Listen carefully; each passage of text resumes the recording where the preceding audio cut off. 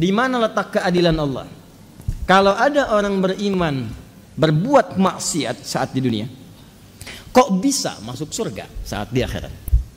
Sementara ada orang tidak beriman, amal baiknya kelihatan banyak di dunia. Bantu orang, gak pernah mabuk, gak pernah bunuh orang, gak pernah macam-macam, suka bantu, suka nyumbang, suka macam-macam. Tapi dia gak beriman, kok bisa masuk neraka? Di mana keadilan Allah? Halo? Pernah dengar pertanyaan ini? Itu pertanyaan itu kalau muncul sekarang itu sebetulnya pertanyaan yang telat. 15 abad yang lalu sudah ada pertanyaan serupa. Jadi kalau ada yang bertanya seperti itu, terima kasih Bu, Pak, pertanyaan bagus sekali. Itu di antara sekian pertanyaan Anda yang paling bagus untuk saat ini. Cuman memang agak telat pertanyaan ini. 15 abad yang lalu sudah ada yang bertanya seperti Bapak dan Ibu. Nah, siapa yang bertanya itu? Sayyidah Aisyah Ummul Mukminin radhiyallahu taala anha bertanya kepada Nabi, ya Rasulullah, itu si fulan belum beriman, tapi amal baiknya kelihatan banyak banget, suka bantu, suka nyumbang, suka ini, suka itu. Nanti di akhirat masuk surga enggak? Anda tahu, begitu pertanyaan itu muncul, yang turun langsung surah dengan namanya Al-Furqan. Ayat yang ke-23. Tuh. Ya, kalau Anda nggak belajar nih isi-isi di Quran, kadang-kadang tuh logika semacam ini kalau iman kita lemah itu bisa langsung jatuh seketika. Dan ketika jatuh pada titik nol itu mudah diarahkan kemanapun. Banyak orang di brainwash kemudian, jadi pindah kemana aja. Bahkan nanti bisa keras, bisa kasar, bisa tembak orang, bunuh orang, kerjain ini, kerjain itu. Yang tadinya baik tiba-tiba bisa jadi bermusuhan, bisa jadi macam-macam. Itu hati-hati. Wa qadimna ila ma amilu min amalin faja'alnahu haba'an manthura. Quran surah ke-25 ayat 23. Ini lihat sini. Saya berikan dulu petanya, gambaran singkatnya. Kita tinggal di mana sekarang? Di bumi. Oh. Kenapa? Oh, ya sudah. Kalau sudah tidak ada harapan untuk kehidupan di bumi, maka saya sarankan pindahlah ke Bekasi. Karena banyak sekali harapan di Bekasi. Harapan Indah, Duta Harapan, sampai ujung harapan.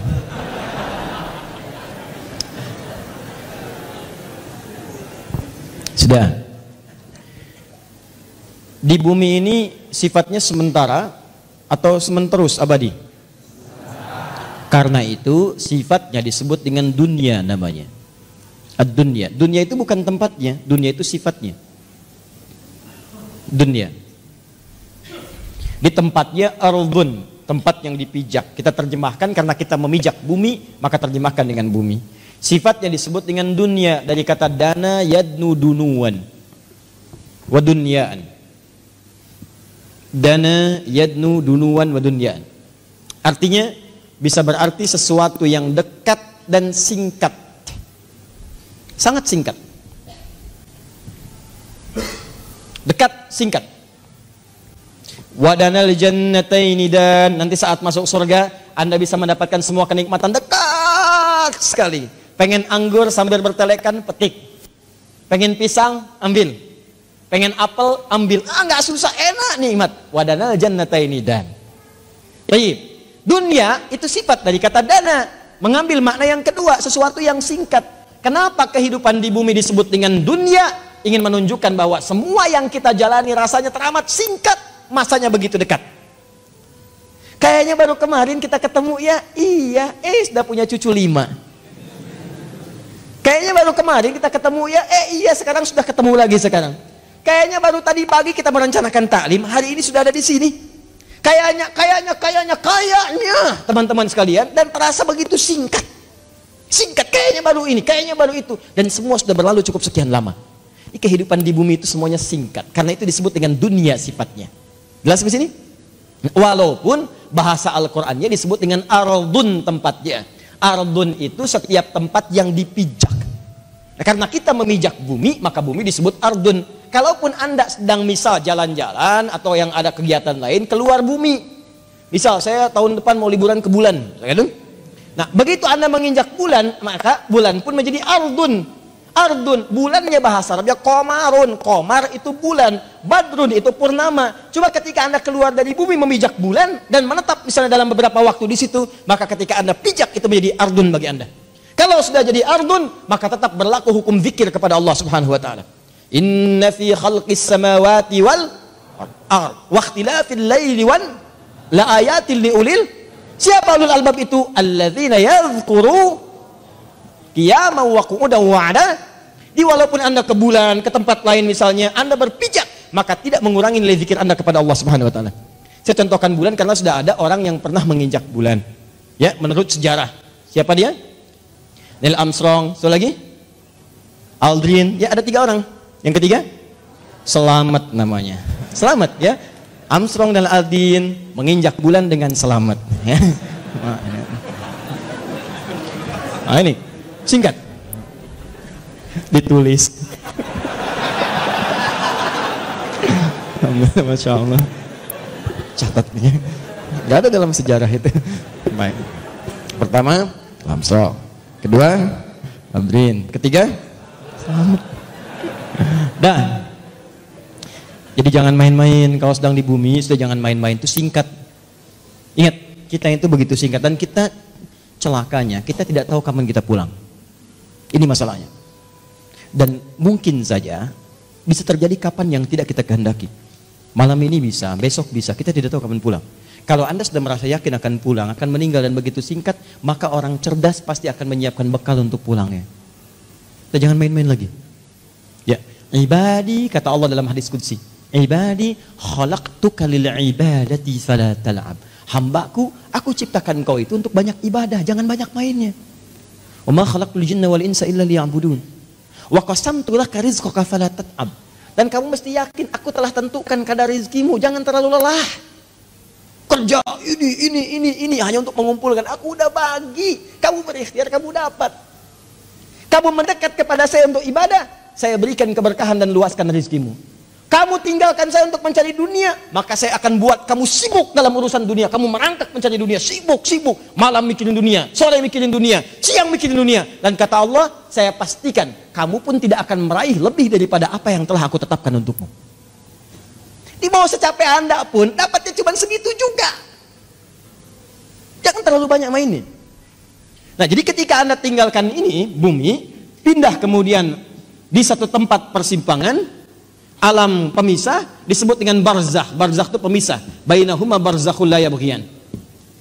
Nah, kemudian tempatnya disebut dengan kubur. Afala ya'lamu idza bu'thira ma fil kubur. Nanti dari sini pindah kemudian ke akhirat. Di akhirat ini secara cepat baru kita bicara surga dan neraka. Surga dan neraka. Tengah-tengahnya ada Araf. Jadi kalau kita ingin bicara surga dengan neraka, fokus baik-baik, maka tempat yang dibicarakan bumi atau akhirat? Saya ulang. Di bumi ada surga tidak? Tidak. Ada neraka tidak? Tidak. Nah, di mana ada surga? Di akhirat. Kan pertanyaan tadi, kenapa dia tidak masuk surga, yang lain masuk surga? Berarti Anda sedang bicara hukum akhirat, bukan sedang bicara hukum dunia. Jelas? Nah, dalam kaidah mengatakan, di setiap tempat yang berbeda, pasti memiliki hukum yang tidak sama. Jangankan masalah akhirat, di bumi saja kalau tempatnya beda, hukumnya tidak sama. Toilet Lebak Bulus akan beda dengan toilet Kampung Rambutan. Di sini bayar 1.000, sana 2.000. Parkiran sini 3.000, parkiran sana 4.000. Anda ke GGP dengan Grand Mall, jangan harap kemudian bayarnya sama. Saya dari GGP bayarnya segini, kenapa di sini beda? Kalau mau sama, Bapak parkir di Grand Mall sana. Bayarnya ke sini. Silahkan. Oh, itu baru hukum dunia. Maka apalagi ketika Anda akan bawa ke hukum akhirat. Kalau Anda ingin pindah ke tempat yang lebih hebat lagi, tempat yang lebih bagus lagi, maka jangan samakan dengan hukum yang pernah Anda dapati saat berada di bumi. Makanya jangankan hukumnya, benda-benda bumi pun gak akan dibawa ke akhirat. Makanya ketika seseorang kemudian wafat itu artinya meninggalkan bumi, meninggalkan dunia. Maka disebutlah kemudian telah meninggal dunia. Kenapa kalimatnya meninggal dunia? Orang sudah paham kok, wafat juga cukup wafat. Kenapa kalimat meninggal dunia dimunculkan? Maksudnya semua hukum-hukum dunia, bekal-bekal dunia akan ditinggalkan ketika dia meninggalkan tempat ini. Ayo, antum yang kumpulkan uang yang banyak, antum kumpulkan handphone yang banyak, yang paling canggih, kumpulkan mobil yang paling hebat, luaskan rumah antum, silahkan. Cuman saya kasih tahu dari sekarang, begitu antum meninggalkan dunia, antum akan meninggalkan semua yang antum banggakan itu. Jadi nggak usah takut. Kalau Anda disebut oleh sementara orang, kamu nggak kaya, nggak apa-apa, cukup hidup. Toh orang kaya juga kalau meninggal nggak akan dibawa kekayaannya. Silahkan cek, gelarnya sama, tinggalnya sama dalam tanah. Nggak percaya silahkan, dia meninggal, antum meninggal, sama aja. Nggak ada orang dikuburkan dengan mobilnya, dikuburkan dengan handphonenya, dengan rumahnya, dengan kebanggaannya, nggak ada. Kenapa? Karena yang dibawa ketika dia pulang ke tempat lain bukan bekal dunianya. Ini habis, tinggal. Apa yang dibawa ke akhirat? Yang dibawa itu bekal amal akhirat, bukan dunia. Jadi tidak adil kalau ada orang ke akhirat bawa bekal dunia, itu nggak adil. Yang adil itu siapkan bekal akhirat. Begitu kamu ingin ke sana, bawa bekal itu. Jelas? Nah sekarang persoalannya, apa bekal akhirat itu? Bekal akhirat itu cuma dua. Kalau ingin masuk surga, dua bekalnya. Satu iman, kedua amal soleh. Iman plus amal soleh. Gini caranya. Saya ulang. Satu iman, dua apa? Amal saleh. Buka Quran surah kedua Al-Baqarah ayat 25, paling kanan sebelah atas. Wa basyiril ladzina amanu, iman, wa amilus salihati, amal saleh. Anna lahum jannatin tajri min tahtihal anhar. Maka orang yang punya iman dan membuktikan imannya dengan amal soleh itu, kami akan jamin muaranya dengan surga, dengan segala keindahannya. Sungai-sungai mengalir di bawahnya dengan segala ragam dan jenisnya. Ada air susu, ada macam-macam, ada madu dan sebagainya. Maka kalau Anda ingin masuk ke surga, bekalnya cuma dua. Satu apa? Iman. Kedua apa? Amal soleh. Ini bekalnya. Pertama iman, diberikan bekal semua. Semua yang lahir itu membawa iman dalam dirinya. Cuman yang merubah itu lingkungannya. Kullu mauludin yuladu 'alal fitrah. Semua yang lahir dari rahim manusia manapun membawa fitrah. Fitrah diantaranya apa? Keimanan.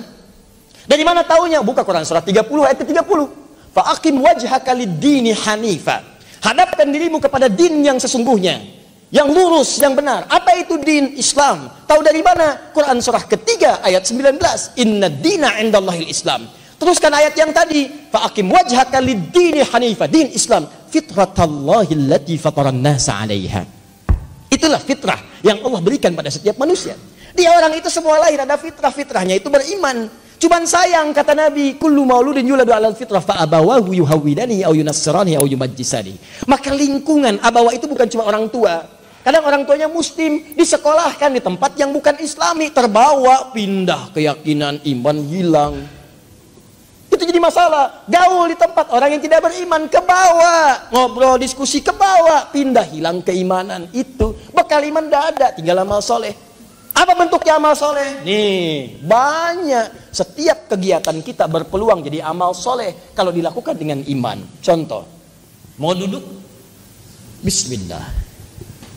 Begitu saya duduk, itu kalimat bismillah ya, itu yang menjadikan duduk saya mendapatkan pahala. Itu yang disebut dengan amal soleh. Saya ulang ya, saya ulang. Fokus. Semua kegiatan di dalam Islam, dan saya pastikan kepada Anda, saya mencoba untuk meneliti di beberapa yang lain, saya tidak temukan, cuma di Islam.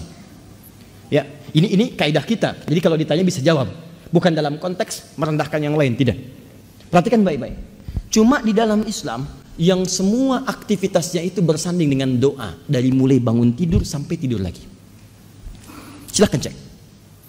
Bangun tidur kita ada doanya? Ada. Cek di tempat lain, Anda tidak akan temukan. Bahkan diatur.